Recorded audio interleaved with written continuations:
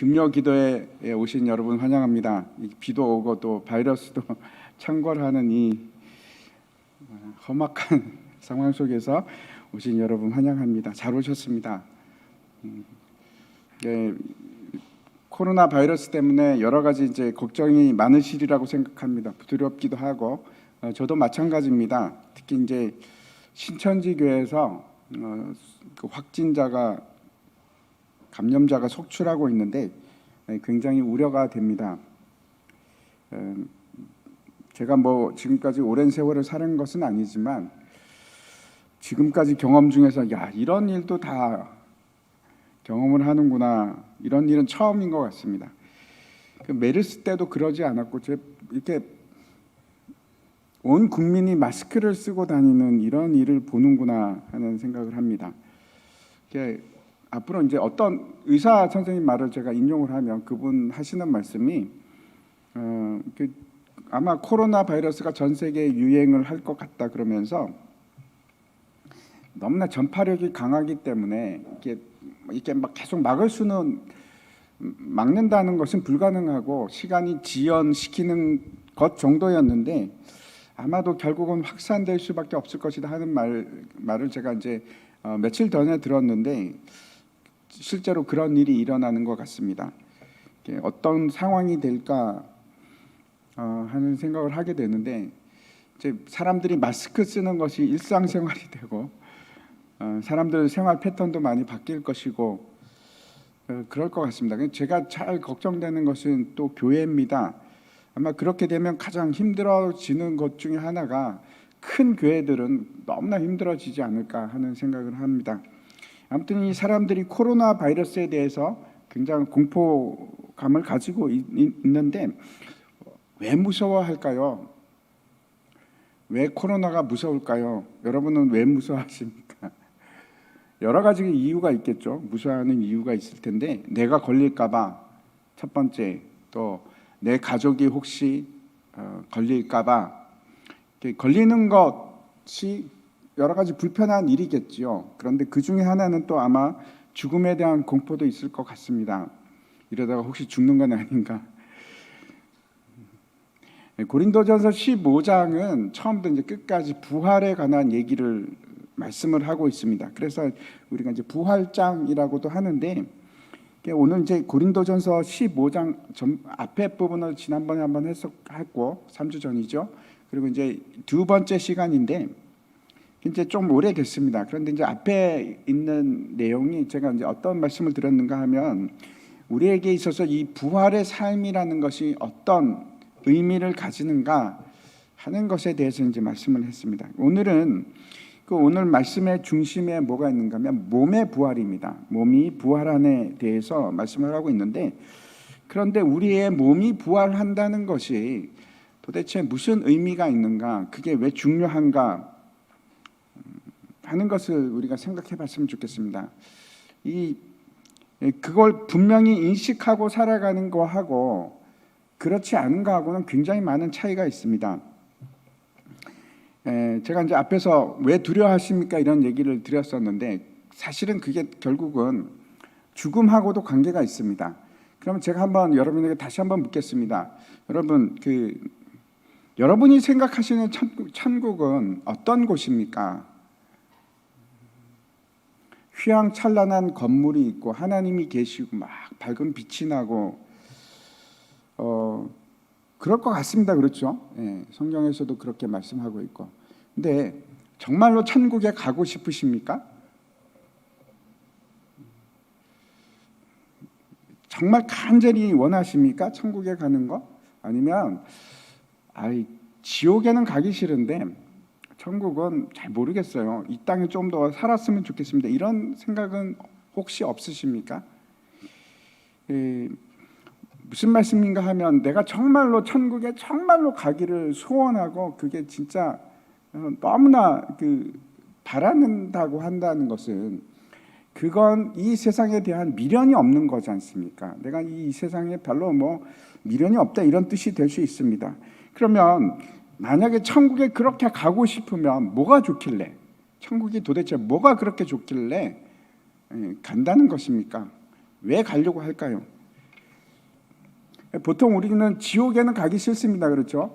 지옥에는 뜨거운 불이 있고 연상되는 것이 뭐 고통과 신음소리가 막 들리는 것 같고 막 역겨운 냄새가 막 나는 것 같고 그런 삶 속에서 영원히 산다는 것은 정말 상상하기도 싫은 일이 될 수 있습니다. 그 지옥인데 그러면 천국은 왜 가야만 하는가? 왜 그렇게 나는 천국을 가고 싶을까? 물론 아니신 분도 계실지도 모르겠습니다. 천국은 참 뭐 별로 그렇게 가고 싶지는 않고요. 지옥은 안 갔으면 좋겠습니다. 지옥은 갈 데가 못 되는 것 같은데 이 세상도 살만합니다. 얼마나 좋습니까? 이 세상에서 사는 거 라고 하실 분이 계실지도 모르겠습니다. 저도 천국에 가본 적이 없어서 그 천국이 어떤 곳인지 잘 모릅니다. 성경이 말씀하는 천국은 그냥 하나님과 함께하는 곳이고 하나님과 함께 할 수 있다는 것이 어떤 의미를 가지는가 하면 보통 사람 아무나 하나님과 함께 할 수 있는 것이 아닙니다. 하나님과 함께 한다는 것은 어떤 뜻입니까? 내가 거룩하다는 뜻입니다. 거룩하지 않으면 하나님 앞에 설 수가 없습니다. 그래서 우리가 이 땅에서 발견할 수 없는 그 영광을 누릴 수 있는 곳, 그게 뭔지 아는 것, 그리고 모든 것이 다 완성이 되는 그런 곳, 그게 천국이 아마도 우리가 생각하는 그런 천국일 것 같은데, 다시 말씀드리면 이 땅에서 우리가 무언가를 어떤 것이라고 하더라도 이 땅에서는 완전한 것이 없습니다.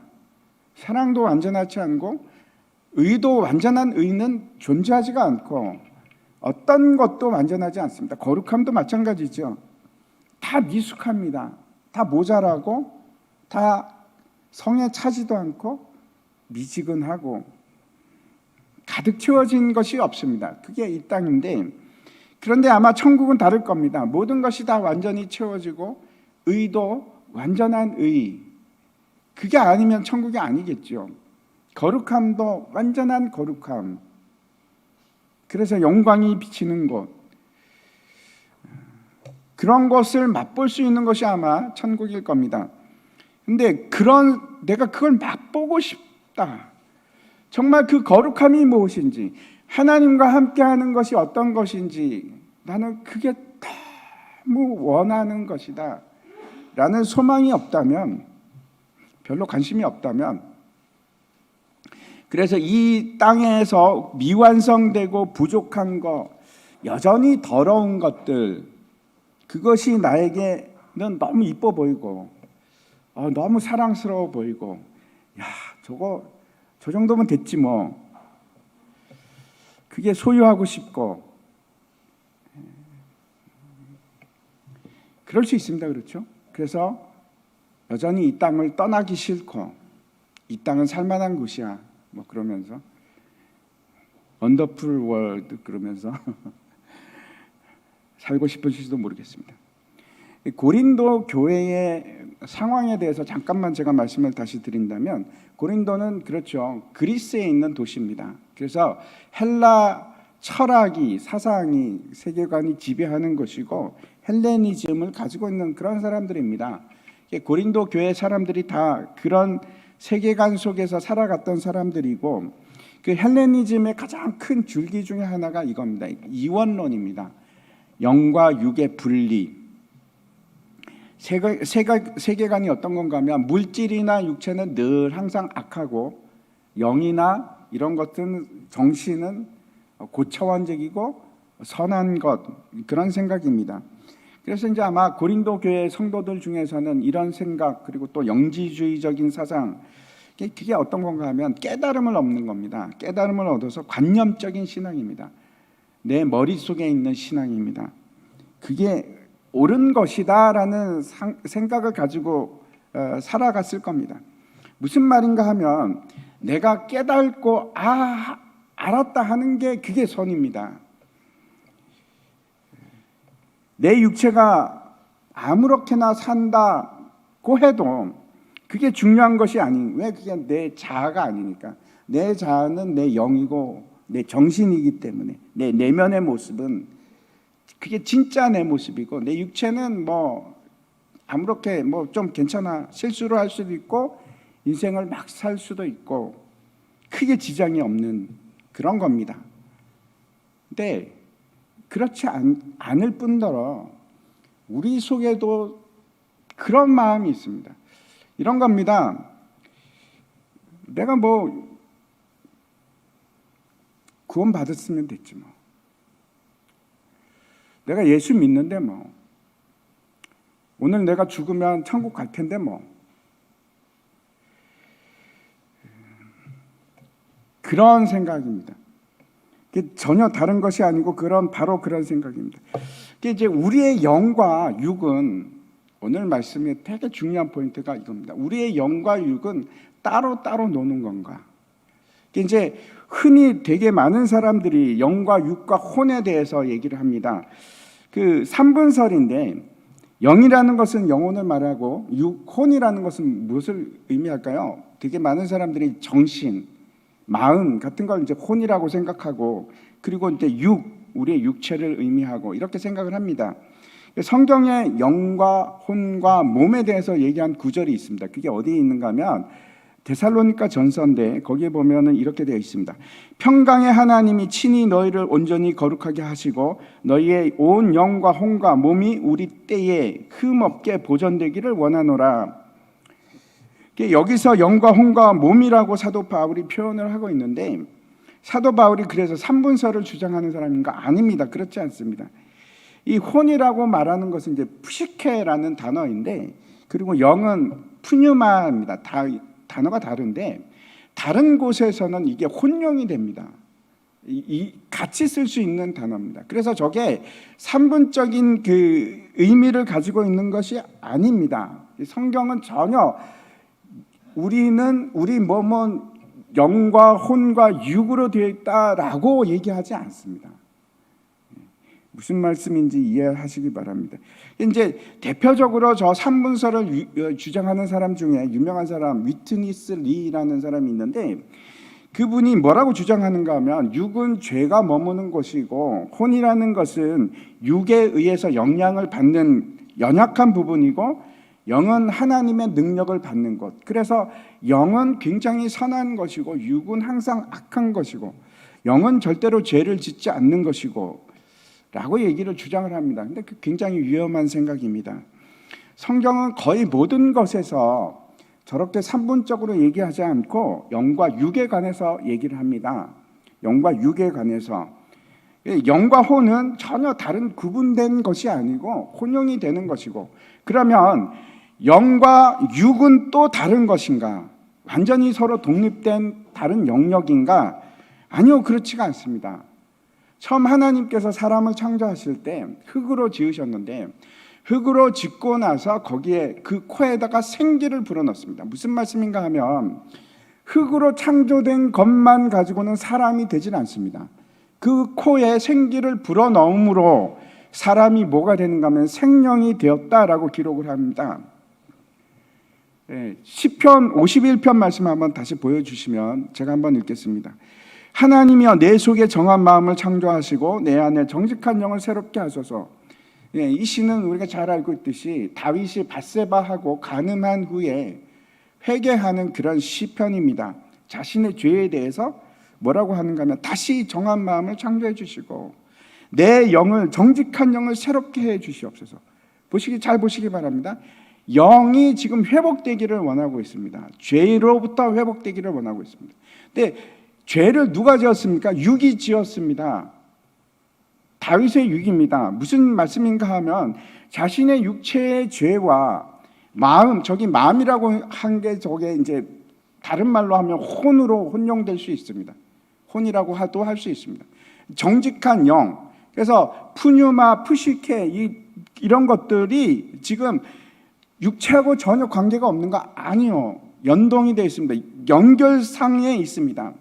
그래서 내 영이 치료를 받고 죄사함이 받는 것이 곧 내 육이 죄사함을 받는 것이다 라고 지금 주장하고 있는 겁니다. 다른 것이 아닙니다. 영이 죄 씻음을 받는 것이 내 자신의 육체가 새롭게 되는 것이다 라고 지금 얘기하고 있는 겁니다. 제가 말씀드리는 것은, 성경이 말씀하고 있는 것은 육체와 영이 전혀 독립된 개체가 아니라 연결된 것입니다. 그래서 내 육체가 죄를 지으면 그래도 내 영은 괜찮고, 아니요, 괜찮지 않습니다. 내 육체가 죄를 짓는 것과 내 영이 타락하는 것은 다른 얘기가 아닙니다. 그래서 내 육체가 타락하면 내 영이 신음하고 있고, 영 역시 죄로 부패한 상태가 되는 겁니다. 제가 서론이 길어졌는데, 고린도 교인들이 잘못 생각하는 것이 뭔가 하면, 내 영혼은 괜찮은데 내 육체는 죄를 지어도 조금 타락해도 괜찮다는 겁니다. 이게 무슨 부활하고 무슨 상관이 있는가? 내 영혼이 천국에 들어가는 것이지 내 육이 천국에 들어가는 건 아니야. 쓸모없는 내 육체가 천국 가서 뭐하게? 에이, 그건 말이 안 되지. 육체가 부활한다는 것이 맞아? 정말 그래? 육체가 그 천국에 가서 뭐하게? 그냥 영혼만 가면 되지. 혹시 우리도 그런 생각을 가지는지 모르겠습니다. 그게 오늘의 본문의 말씀입니다. 35절 말씀 같이 한번 읽겠습니다. 같이 읽겠습니다. 시작. 누가 묻기를 죽은 자들이 어떻게 다시 살아나며 어떠한 몸으로 오느냐 하리니. 여기서부터 이제 본문이 시작되는데, 누군가 이렇게 묻는 겁니다. 아니, 어떻게 죽은 자들이 도로 다시 살아나지? 그게 말이 돼? 그게 말이 될까? 여러분도 그런 생각 되지 않습니까? 사람이 죽으면 땅에 묻거나 태워버리면 다 육체가 사라지는데, 뼈도 없어지는데, 살이 썩고, 근데 어떻게 다시 살아난다는 거야? 도대체 그게 말이 되는가 하는 생각이 우리 중에도 있을 수 있습니다. 그렇죠? 그걸 누가 물은 겁니다. 그리고 또 하나 물어보는 것이, 그러면 다시 살아난다면 그 살아난 몸은 도대체 뭐야? 그 몸은 도대체 어떤 몸이지? 무슨 말을 하는 겁니까? 이런 겁니다. 이것도 사실은 우리가 많이 물어보는 질문 중에 하나입니다. 저도 이런 질문을 받은 적이 있습니다. 목사님, 죽고 나서 부활체가 된다고 하는데 그러면 그 부활체는 어떤 모습입니까? 이런 말씀을 제가 들은 적이 있습니다. 여러분도 궁금하시죠? 고린도 교인이 이런 질문을 두게 한 거. 정말 살아나는 건 맞습니까? 그게 말이 됩니까? 또 하나는, 그럼 만약에 살아난다면 그 몸은 도대체 무슨 몸입니까? 30대입니까? 20대입니까? 10대입니까? 아니면 60대입니까? 부활을 하면 옛날 내 몸과 똑같습니까?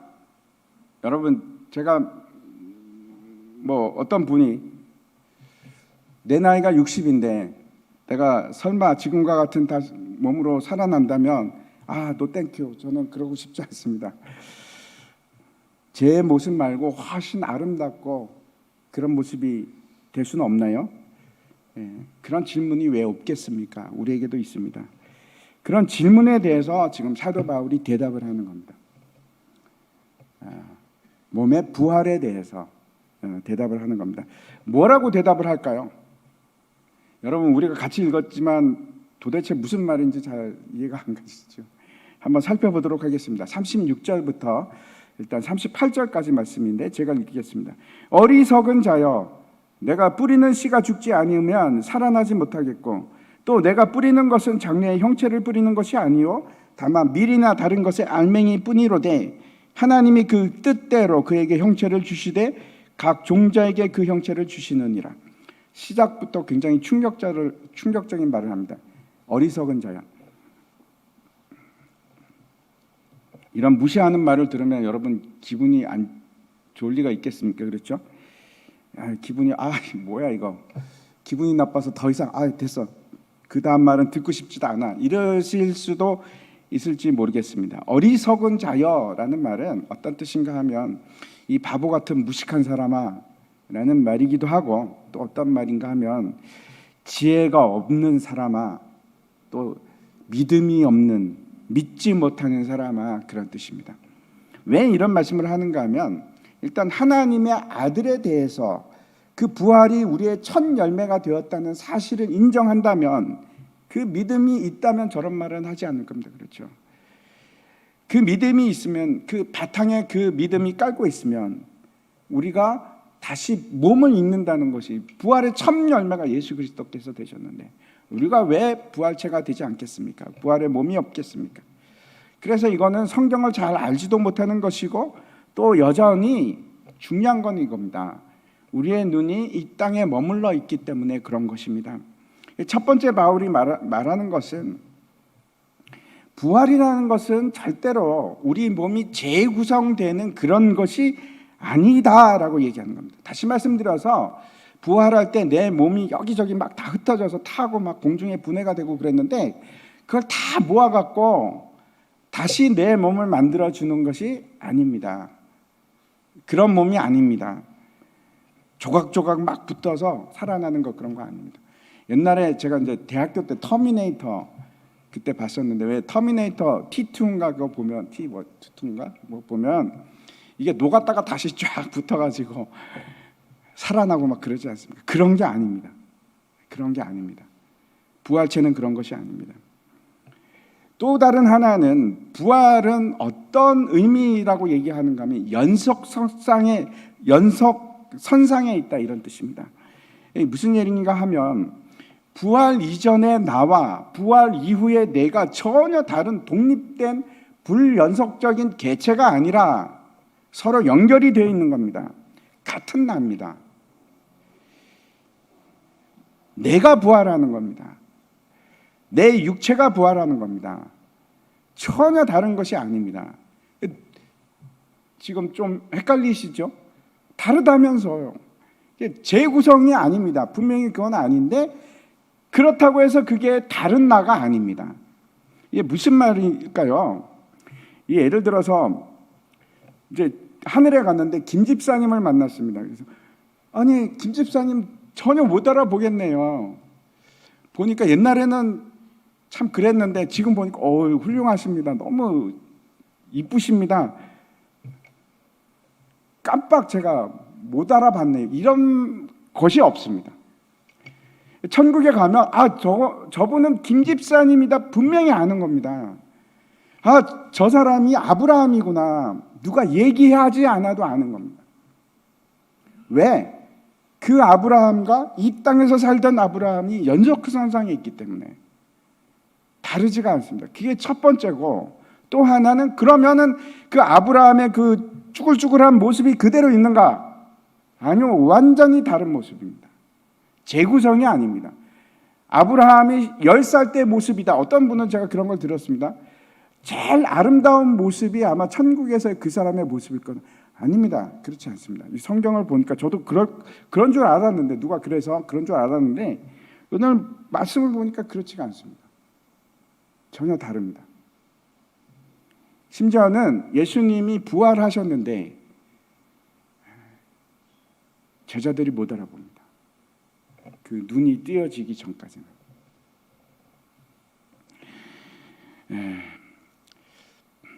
그 사실을 이게 지금 굉장히 어려운 얘기인데 이거를 사도 바울은 도대체 어떻게 설명을 할까? 그걸 지금 세 가지로 설명을 합니다.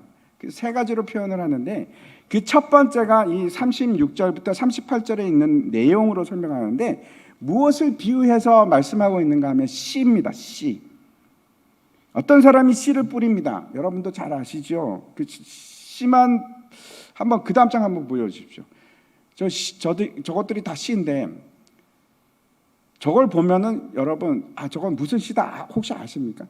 물론 아는 씨가 있을지도 모르겠습니다. 친숙한 씨가 있어서. 근데 대부분 씨가 저렇게 생겨서 구별이 힘듭니다. 저것만 보고서 이거는 사과다. 이거는 수박이다. 어떻게 알겠습니까? 잘 모릅니다. 분명히 잘 알기가 힘듭니다. 그런데 사과 씨를 뿌린다고 가정하십시오. 그러면 사과 씨를 뿌리면서 나는 사과 씨를 원해 그러십니까? 그런 사람이 있을까요? 그런 사람은 없습니다. 사과 씨를 뿌리는 이유는 사과를 먹기 위해서, 사과를 보기 위해서 심는 겁니다. 씨가 아닙니다. 사과를 원하는 겁니다. 그런데 그 씨가 살기 위해서 36절에 다시 한번 보여주십시오. 36절에 보면은 뭐라고 하냐면 씨가 죽지 않으면 살아나지 못하겠고, 첫 번째입니다. 죽어야 됩니다. 두 번째, 이 씨가 비유에서 말씀하고 있는 것은 다르다는 겁니다. 37절에 보면은 사과를 심는 것이 아니고 사과 씨를 심습니다. 사과 씨를 심는데 열매가 맺히는 것은 사과 씨가 맺히는 것이 아니고 사과가 맺힙니다. 장래의 형체를 사과를 뿌리는 것이 아니고 사과를 심는 것이 아니고 사과 씨를 심는 것이고, 그러면 사과가 장래의 형체가 나타나는 겁니다. 예를 들어서 밀을 심는데 보리가 나지는 않습니다. 심겼던 똑같은 밀이 나지는 않습니다. 다른 밀이 나옵니다. 알맹이를 뿌리면 그 알맹이로부터 장래의 형체가 나오는 것입니다. 다시 말씀드려서 우리가 우리를 심게 되면 어떻게 됩니까? 우리가 우리의 육체를 심으면 죽게 되면 심는다는 것이 죽는 것입니다. 그러면 우리가 똑같은 우리의 모습이 나타나는 것이 아니라 장래의 형체가 나타납니다. 세 번째는 연속성입니다. 밀을 심으면 밀이 나는 것이지 보리가 나는 것이 아닙니다. 엉뚱한 것이 나지 않습니다. 사과 씨를 심으면 사과가 납니다. 거기에 대해서 이걸 좀 더 명확하게 이해하기 위해서 42절부터 44절을 보면 이렇습니다. 죽은 자의 부활도 그와 같으니 썩을 것으로 심고 썩지 아니할 것으로 다시 살아나며, 욕된 것으로 심고 영광스러운 것으로 다시 살아나며, 약한 것으로 심고 강한 것으로 다시 살아나며, 육의 몸으로 심고 신령한 몸으로 다시 살아나나니 육의 몸이 있은즉 또 영의 몸도 있느니라.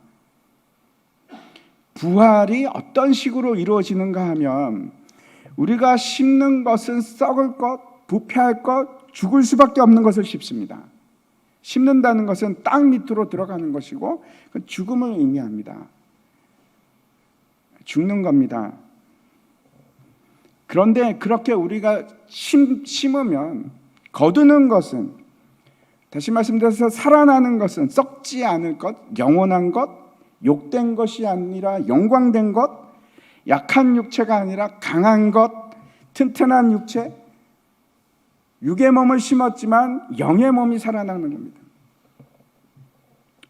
아담은 흙으로 지어져서 흙으로 돌아갔습니다. 그리고 모든 곳에 구속을 받습니다. 육체가 이 땅에 구속을 받습니다. 이 땅을 벗어날 수도 없고 한계를 지닌, 그 땅 속에서 한계를 지닌 몸을 가지고 있습니다. 그러나 예수 그리스도는 성령으로 말미암아 이 땅에 오셨고 우리를 살리시는 영이 되셨습니다. 그래서 그의 몸은 강하고 능력이 있고 신령한 완전한 몸을 가지고 계신데, 이 땅의 몸을, 이 땅에서 제한을 받지 않는 그런 몸입니다. 그걸 영의 몸이라고 지금 성경에서는 기록하고 있습니다. 그래서 예수님께서 부활하시고 나서 벽을 통과하십니다. 아시지요? 벽을 통과하십니다. 뿐만 아니고 그거 먼 곳에 갑자기 나타나시기도 하셨고, 또 그럼에도 불구하고 음식을 드십니다. 제자들과 함께 실제로 음식을 드시고 만지면은 그 접촉할 수 있는, 피부가 느껴지는 그런 몸을 가지고 계셨습니다.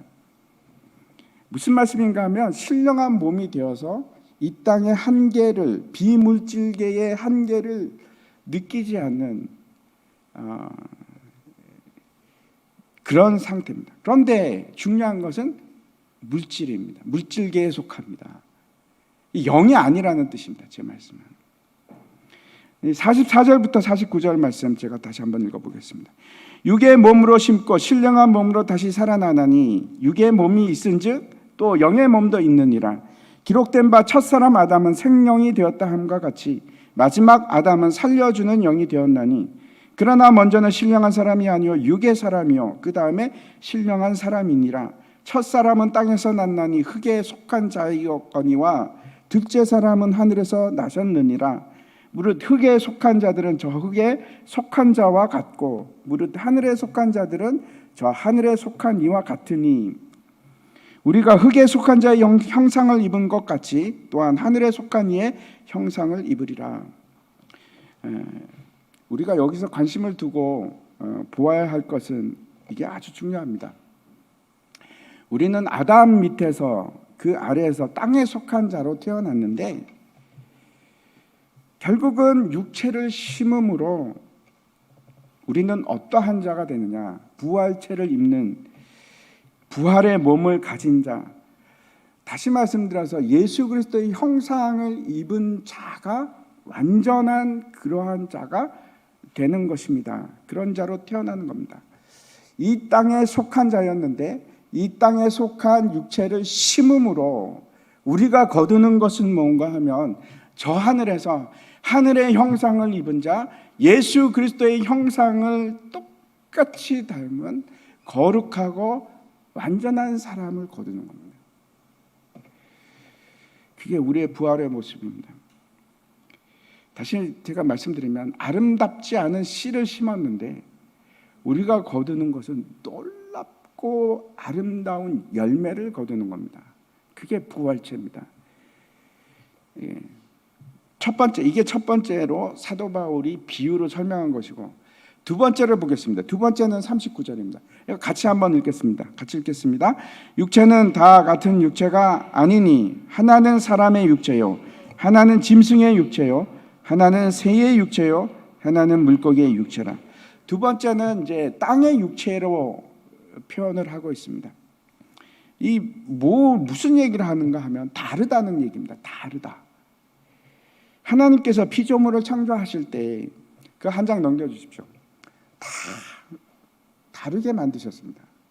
신묘막측하게. 새도 만드시고 짐승도 만드시고 사람도 만드시고, 근데 모습이 다 다릅니다.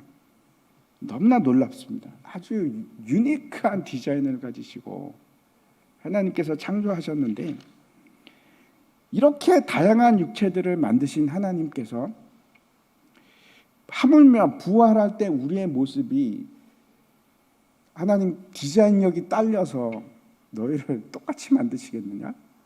라고 지금 얘기하시는 겁니다. 너희는 그거밖에 상상이 안 되니? 하나님이 얼마나 놀라운 분이신지 상상이 안 되니? 라는 말입니다. 우리 몸이 다시 부활할 때 지금의 우리와 연속선 상에 있습니다. 연속성이 있습니다. 그렇지만 다릅니다. 예를 들어서 현대자동차에서 소나타를 막 만들어내는데 다 똑같은 소나타가 아닙니다. 아주 미세한 차이지만 그게 뭐 0.001mm가 될지 0.002mm가 될지는 모르겠지만 다 다릅니다. 똑같은 차는 한 대도 없습니다. 세상에 50억이 넘는 인구가 있지만 그 중에 같은 사람은 단 한 명도 없습니다. 하나님께서 그렇게 만드십니다. 아주 미세하게. 이 세상에 수많은 사람들이 있지만 동일한 사람도 없고, 하나님께서 우리에게 다양성을 주셨을 뿐만 아니고 그 모든 하나님의 자녀들이 그 자신의 고유한 길로 가게끔 하십니다. 그 과정을 거치게 하십니다. 그러나 동일하게 그 과정을 거치면서 하나님의 자녀가 되는 영광을 주십니다. 참 놀라운 일입니다. 그래서 사도 바울이 지금 얘기하는 것은 뭔가 하면 하나님의 디자인 실력은 너희의 상상을 초월한다 하는 얘기를 하는 겁니다. 나는 지금 별로 못생겼는데, 나는 병이 있는데 기대하시기 바랍니다. 저 천국에 가면 하나님께서 여러분을 새롭게 창조하시는데, 부활의 몸을 주시는데 그 얼마나 아름답고 놀라운 몸인가 기대되지 않으십니까? 저는 별로 기대 안 됩니다. 아직은 땅이 좋습니다. 그러지 마시고 예수 그리스도의 형상을 닮은 나의 모습을 한번 생각해 보시기 바랍니다. 세 번째, 그 사도 바울이 비유하는 것은 이번에는 하늘의 육체입니다. 하늘의 형상입니다. 41절과 42절의 말씀을 보면은 제가 읽어보겠습니다. 하늘에 속한 형체도 있고 땅에 속한 형체도 있으나 하늘에 속한 것의 영광이 따로 있고 땅에 속한 것의 영광이 따로 있으니 해의 영광이 다르고 달의 영광이 다르며 별의 영광도 다른데 별과 별의 영광이 다르도다. 이 하늘에 속한 형체에 대해서, 별들에 대해서 얘기를 하는데, 첫 번째 바울이 얘기했던 것은 씨를 통해서 나오는 결과가 다르다 얘기했고, 그러나 그 본질은 동일선상에 있다, 연속성이 있다 하는 말을 읽고, 두 번째는 그 모습이 분명히 변할 거다라는 얘기를 합니다. 같다고 생각하지 마라. 세 번째 얘기하는 것은 이 별들을 통해서 무슨 얘기를 하고 있는가 하면 영광입니다. 영광입니다. 하늘에 수많은 별들이 있는데 그 별들의 광채가 다 다릅니다. 해와 달이 다르고 별이 다르고, 여기서 얘기하는 것은 여러분, 어떤 빛은 더 좋고 어떤 빛은 조금 덜하고 희미해서 아유 저거는 좀 아닌 것 같아, 물론 그런 차이를 얘기할 수도 있겠습니다. 그런데 제가 보는 것은 그것보다는 지금 각각의 영광이 자기 고유한 영광을 드러내는 것을 얘기합니다. 해가 드러내는 영광, 빛은 낮을 위해서 필요합니다. 밤에 달이 비치는 것은 또 다른 영광입니다. 뿐만 아니고 하늘에 있는 수많은 아름다운 별들이 각각의 고유한 영광을 드러냅니다. 질적인 차이를 얘기하는 것이 아니고 여기서도 다양성입니다. 그 나타내는 영광도 다양하리라. 태양은 태양대로 영광이 있고 달은 달대로, 별은 별대로 영광과 기쁨이 다 있는 겁니다. 정확하게 이게 무슨 의미인지 사도 바울이 좀 더 명확하게 얘기했으면 얼마나 좋을까 하는 생각을 하기도 하지만, 결국 말씀하고 있는 것은 다른 영광을 비춘다 하는 것입니다. 다른 영광을 비춘다. 그래서 제가 다시 한번 이제 정리를 하자면, 한번 넘겨주십시오. 첫 번째, 우리 몸의 부활이라는 것은 어떤 건가 하면 우리 장래의 아름다운 형체가 드러나는 것이고, 그걸 시로 표현했지 않습니까? 그 시가 다가 아닙니다. 그 시는 썩어 없어질 것이지만 그것으로 끝나는 것이 아니고 너무나 귀하고 아름다운 형체가 드러나는 것, 기대가 되시죠? 그런 것이고, 두 번째는 그걸로 끝나는 것이 아니고 우리 부활의 몸은 땅에 속한 것이 아니고 하늘에 속한 몸이 되는 겁니다. 육의 몸에 속한 것이 아니고 영의 몸에 속한 그런 몸이 되어서 이제는 예수 그리스도처럼 강하고 아름답고 거룩하고 존귀한 형상을 드러내는 그런 몸입니다. 기가 막히지 않습니까? 예수님과 같이 되는 겁니다. 뿐만 아니고 영광을 드러내는데, 영광을 비치는데 이 땅에서는 우리가 드러낸 영광이 없습니다. 그래서 하늘의 영광, 예수 그리스도의 영광을 비치는 역할밖에 못했는데 이제는 저 하늘에 가서는 나의 고유한 영광이 드러나는 겁니다. 하늘의 별과 같이 빛나리라, 다니엘서에 나왔는 것처럼. 근데 그 일들이, 이런 일들이 언제부터 시작하는가? 지금부터요. 지금 땅에 육체를 심는 일로부터 시작을 하는 겁니다. 근데 우리의 관심은 어디에 있는가 하면, 복음을 알고 진리를 알므로 내가 예수 믿고 구원받으면 됐지. 절대로 그게 끝이 아닙니다. 거기서 멈추시면 안 됩니다.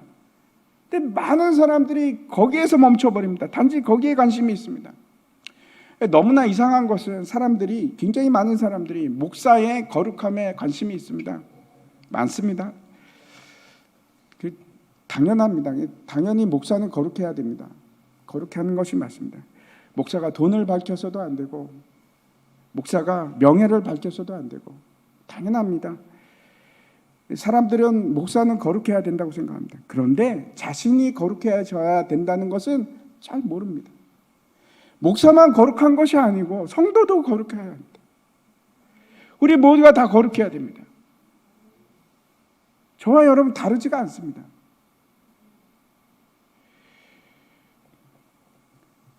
예수 믿고 오늘 밤에 죽어도 나는 천국 갑니다로 끝나시면 안 되고, 누가 봐도 성도는 성도다운 삶을 살아야 됩니다.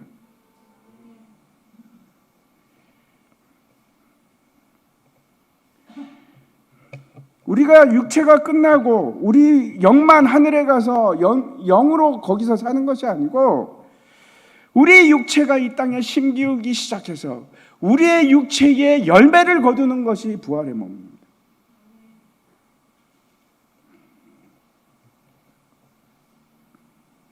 우리가 몸의 부활을 확신한다는 것은, 저와 여러분이 부활을 확신한다는 것은 무슨 의미인가 하면 지옥에 안 가는 것으로 만족하고 살겠다 그런 뜻이 아니라 예수 그리스도의 놀랍고 영광스러운 그 육체를 나도 입으리라. 그게 부활입니다. 그걸 고대하는 삶이 육체의 부활을 기다리는 사람들의 삶입니다. 그래서 이 땅에서 탄식하면서 내가 어떻게 그 영광된 몸을 입을까? 그걸 고대하는 삶. 내가 언제 그 영광된 부활의 몸을 가질 수 있을까? 그래서 몸의 부활이 중요한 겁니다. 몸이 여기서 끝나는 것이 아니고 연속성에 있습니다. 지금 안 되면 그때 영원한 영광스러운 몸을 그래도 입을까요? 지금 형편없는 삶을 사는데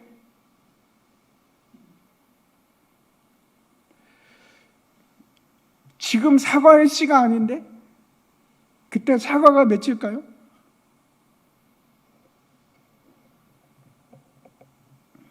우리는 어떤 생각을 가지고 있는가 하면 하나님, 제가 가는 길은 늘 평탄하게 해주세요.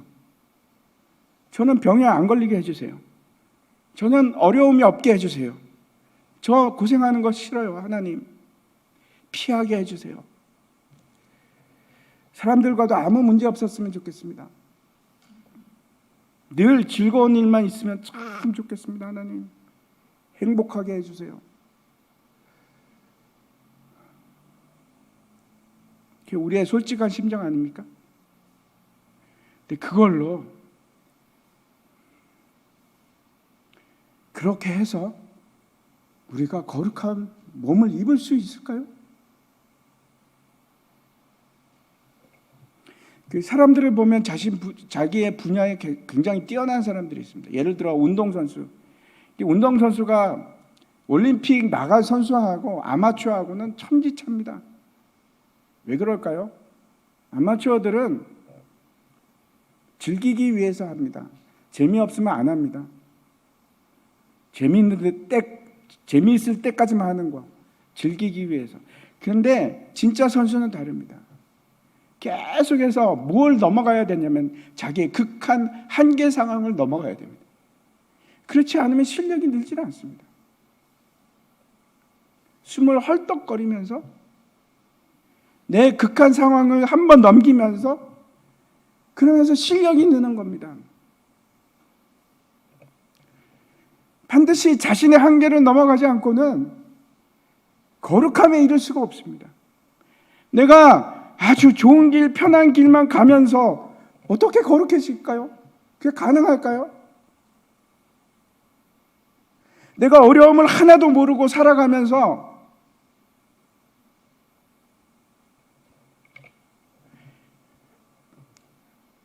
아름다운 사람이 될 수 있을까요?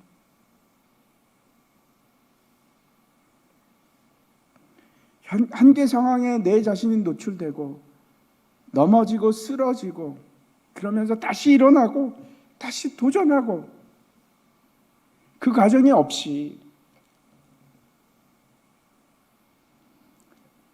아름답고 놀라운 사람으로 바뀔 수 있을까요? 그렇지 않습니다. 숨이 차올라야 됩니다.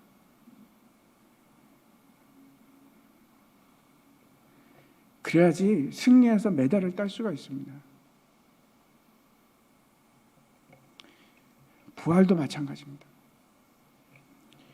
욕된 것으로 심고 영광스러운 것으로 다시 살아나는 것이 부활입니다. 육의 몸을 심고 신령한 몸으로 다시 살아나는 것. 지금 내 몸이 고난을 경험하고 아픔을 겪고 한계를 극복하고 훈련이 되지 못하면 저 하늘나라에서 갑자기 예수 그리스도와 함께 거할 수 있는 그런 사람이 될 수가 없습니다. 그렇지가 않습니다. 그래서 하나님께서 저와 여러분을 영광에 두게 하기 위해서, 별과 같이 빛나게 하기 위해서 예수 그리스도의 형상을 입게 하기 위해서 힘든 일을 겪게 하십니다. 때로는 고난의 길을 가게 하십니다. 그리고 면역이 생기게 하시고, 그래서 결국은 승리하게 하시고. 그래서 로마서 8장 말씀인데 한번 보십시오. 로마서 8장 말씀 17절과 18절 우리가 같이 한번 읽겠습니다. 같이 읽겠습니다. 시작. 자녀이면 또한 상속자 곧 하나님의 상속자요 그리스도와 함께한 상속자니 우리가 그와 함께 영광을 받기 위해 고난도 함께 받아야 할 것이니라. 생각하건대 현재의 고난은 장차 우리에게 나타날 영광과 비교할 수 없는. 이게 몸의 부활에 너무나 중요한 일입니다. 지금 몸을 심지 않으면 아름다운 부활의 육체가 없습니다. 부활은 그냥 뚝 떨어지는 것이 아니고 십자가를 통과할 때 생겨납니다.